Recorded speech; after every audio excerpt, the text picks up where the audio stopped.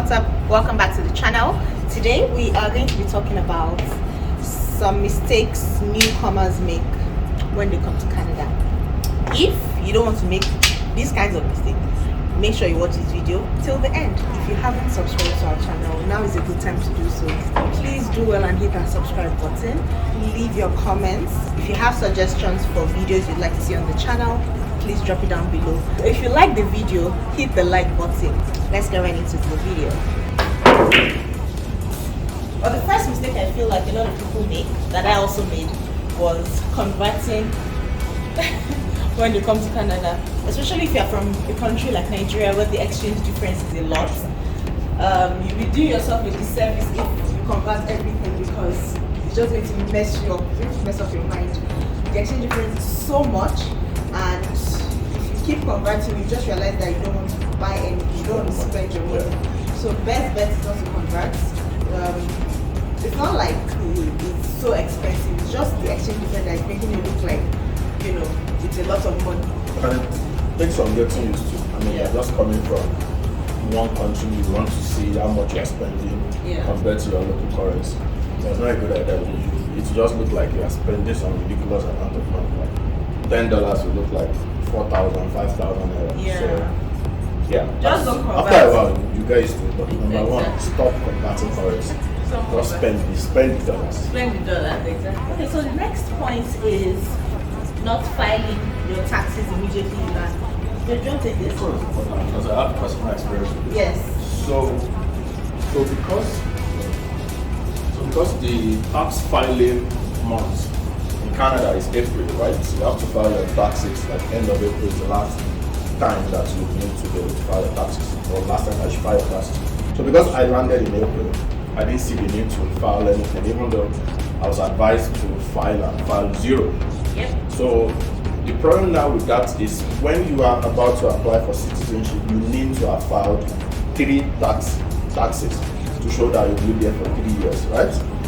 So because I didn't file the first year, I may need to wait another year. So if you land in April, file your taxes. If it's May, anytime you land, you can file 0 just to show that okay, you are now in the country, but you had 0 earnings in Canada at that point. Just file it. So it's always a good idea.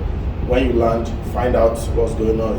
Have we passed? Unless it has already passed that tax season, of course. Yeah. Then, of course, we wait till the next one. But if it has not, please file your taxes. And it doesn't matter if you haven't earned any income. Even if you've not worked or you landed and you've not gotten a job and it's during the filing period, just file it. The next point is waiting to land in Canada before you start applying for jobs. So it might interest you to know that some people get jobs before landing in Canada, and that's because they started applying from Nigeria. Okay, we even have friends that they got their jobs before they landed. So you don't have to be in Canada to start applying for jobs. Of course, a lot of them will want you to be physically present to start the work, but then you can start applying from your home country. You can start applying for a job as soon as you have your COPR. So when you are waiting for your passport to come out and you have not yet landed, not applying for a job when you just applied for PR, that you still have to wait 8 or 6 months. No, it's not when you apply for PR, when you get COPR. When you get a confirmation of permanent residence and then you have sent your passport and are just waiting for it to come back, then you can, I would advise just to save some time, start applying for a job. If an employer is interested in you and you actually get an offer, you can easily tell them, oh, I'm just waiting to do my landing.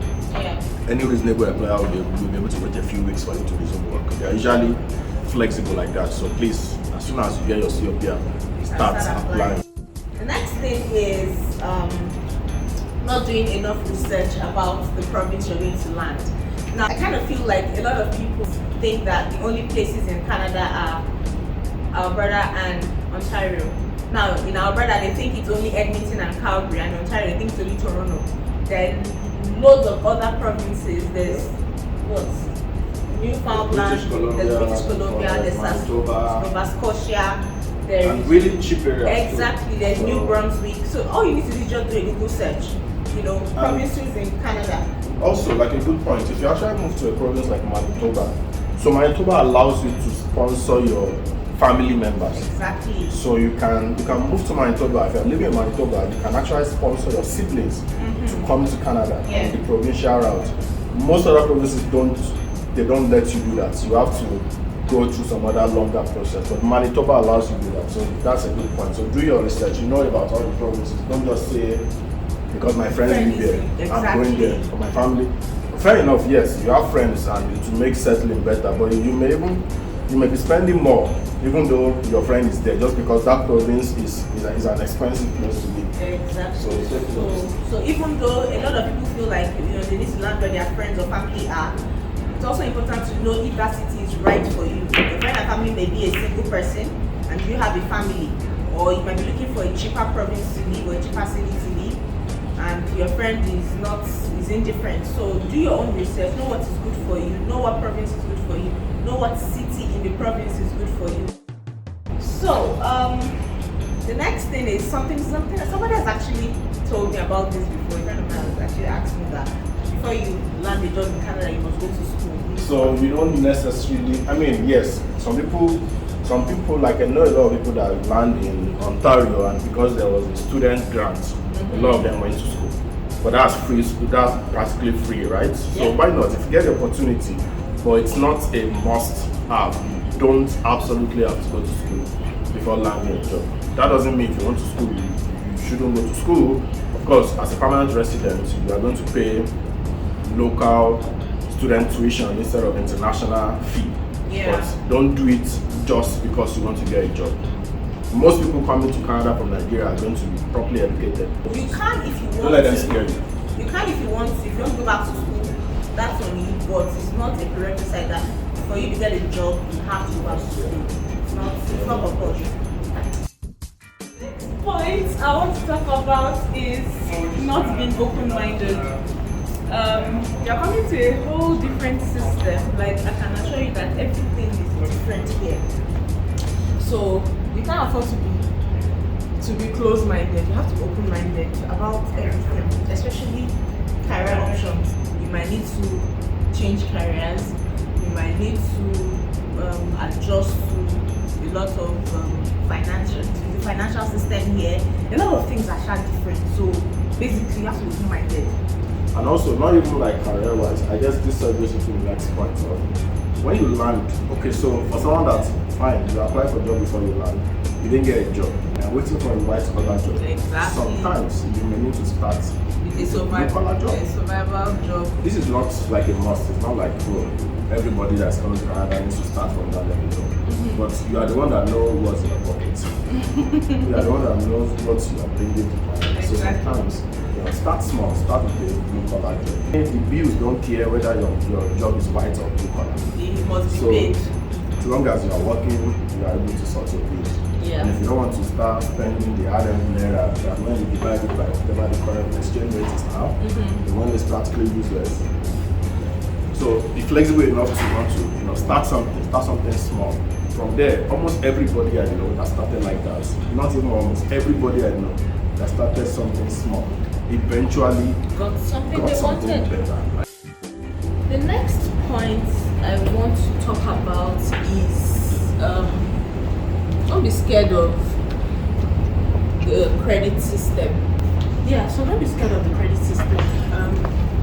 The more credit you have in Canada, the better your lending power. So if you have cash, I mean, it's good to have cash, but I'm just saying here they prefer you to have credit. Okay, so don't be scared of the credit system. Don't be scared to borrow. Don't be scared to get a credit card. It is the norm. Don't blow off your credit card, of course. Don't wreck your credit. Yes, you have to respect your credit card. Spend it, return it, spend it. The idea of credit card simply is they want to know that you're responsible. You're responsible. You're credit worthy. You're responsible. Exactly. So if I borrow you $500, or okay, your credit card is $3,000, I'm borrowing you $3,000. Are you able to pay back that $3,000 at the end of each month? Exactly. If yes, then I can borrow you more because you have showed that you can pay off that one frequently. Yeah. So I will increase your credit then 5,000. Can you do that? Oh, nice. Let me give this person more money. So when it comes to when you want to buy a car, when you want to buy a car or any large purchase like that, you want to buy a car, you want to buy a house, then you build up enough credit, like you show the creditors that okay, this person is credit worthy. Let us loan him what he needs to buy a car or a house. That's like a very simple concept about credit system works. Rushing to want to buy a car or a house. Again, this depends on your situation. Money. And your situation. If you're coming with family, I mean, of course, you might want to. Yes. So if you're coming with family, of course, it makes sense for you to want to get a car. If you're a single Pringle. If you're a single Pringle, and you're living downtown. If you're living downtown, yes, you won't even need a car. But if you're living in the suburbs, I mean, now you may have to consider it. But then again, it basically depends on whether you have a family or you're single. If you're single, you can still survive without a car, at least for a while. So don't make the mistake of don't be in a hurry. Yes, don't make the mistake of rushing to buy a car. Just understand the system, make some money, and then And another thing, like down that point, don't rush to get a car. At least land, like survey land, get an apartment, see what's going on around you, see if you can survive without the car. Then if you absolutely must, then I guess why not buy a car. Another thing that I don't think is realistic, like it's sort of like be wary of what people say, because a lot of people they only have tales of doom, like oh my god, don't come, this place is hard, like the one that said you can't get a job unless you go to school. So I mean, for us at least, yes, it can be rough when you first land. You may have to, like you said, do those blue-collar jobs, but it doesn't get any worse than that. If you don't do past yourself, you are going to be fine. Like there's nothing there. Like I mean, being here for 3 years now, which is not too long, but I have zero regrets. And we started rough, but we are fine now. So just relax. Everything is going to be okay. This is the universe telling you that everything is going to be fine. So relax, calm down. And if you've watched the video to this point, please hit that subscribe button. If you're enjoying this video, if you are finding value in this video, please give it a thumbs up. The next point is, the mistake that some people make, and something that you shouldn't make, and that is coming here and signing a lease for like a year. It's better to do a month-to-month rental. So you have options actually. So there are some rentals that do month-to-month leases, and what that means is you're going to be paying your rent every month, and you can decide to up and go the next month. You can sign a 1 year like contract agreement that okay, I'm going to pay my rent every month for the next 1 year. I've signed that I will remain in this apartment for the next 1 year. Some will say sign a 6-month lease, so that means I'm paying monthly, but I'll remain in this space for the next 6 months. But if you can find one that allows you pay every month, so you don't need to sign any agreements. I will be paid next month. If I don't want to pay the coming month, I can move out. Leave. The advantage of that is if you sign a lease, like 6 months or 1 year or 2 years or whatever, and you want to leave before that lease ends, there's a charge. There's sort of like a penalty charge that you are going to pay for breaking that agreement. Because basically you signed a contract that you'll be here for 1 year and then you are leaving before 1 year, which means the landlord or the recruit or whoever put you in the house now needs to go and be looking for somebody to take that place. Space, That's why you need to pay for that inconvenience or administrative fee or whatever they call it. Yeah, security deposit. Yeah. So if you can find something that is month to month, please go for it. If you are single, my own advice is get a shared apartment that is comfortable. Okay, and then the next thing is the driver's license. So you can actually come here and use your driver's license from your home country, from Nigeria for instance, for 3 months. Okay, so that's the first thing to know. When you are coming, just hold your driver's license from your home country. If you are coming from Nigeria, the driver's license, what it helps you do is, like she said, when you land, you can drive with an international driving license for 3 months. Now, after that, you are supposed to convert to driver's license of whichever province that you are in. If you come with a license from the United States or from UK, you can just exchange it because they have this sort of affiliation/relationship. Basically, they trust the drivers from the UK or US. There are a bunch of other countries, but it's only UK and US that I can remember now. So they trust them that they are good drivers. And me and you know why they would not trust people from Nigeria as good drivers. So you can just come with your license, exchange it, and then you get the license of this province without any test, without anything. If you're coming with a Nigerian driver's license, what it helps you do is when you will also give it to them, you submit it, and then you get a learner's license. So like starting from square one, you will then need to write an exam and then do a road test before you can get a full driver's license here.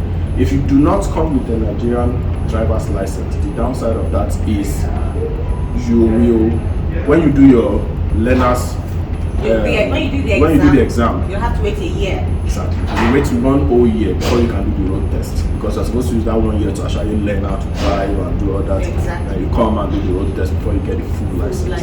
So that's why it's advisable. So that 1 year wait is what you're going to avoid by bringing your Niger license.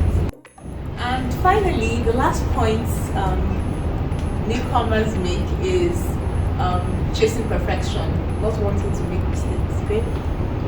Yeah. So you are coming to a new country. Like a lot of people have not even left their own country before. Like this is the first place that they are moving to, which is a big deal. Like don't let anybody tell you that. It's a big deal. Like carry your bags, your baggage, cutting and pasting yourself from wherever you're coming from to this new environment, new stream. And so new please, system. it's okay to make mistakes, which is why you should ask if there's anything you're not sure of. Find a community you belong to and ask questions. Join Facebook groups, find YouTube, WhatsApp group, watch videos like this. Just ask questions. Join meetups, meetup.com. You can find community to join there. So it's okay. Like it's fine to not know everything, and to reduce mistakes, ask questions. But it's okay to make mistakes. You may not get it the first time, the second time, but the third time you would have experience from those mistakes. We also made our own fair share of mistakes, and we've learned from them. So it's okay to make mistakes. It's okay to not know. So that's where doing your research comes in. Do your research, ask questions, reach out to people. Don't be scared to reach out to people. They would, worst case, they will say no, but there'll be somebody that to the next person. Exactly, there'll be somebody that will answer you. So don't be scared to reach out to people. Okay. And at the end of everything, you will also be advising people like this. Exactly. On what to do when they're Exactly. That's it. So we've come to the end of the video. Like I said earlier, please, if you haven't subscribed to our channel, please do so. Leave a comment down below, hit the like button, leave suggestions of videos you'd like to see on this channel, and we'll definitely film it for you guys. Thank you. We'll see you in the next one. Bye.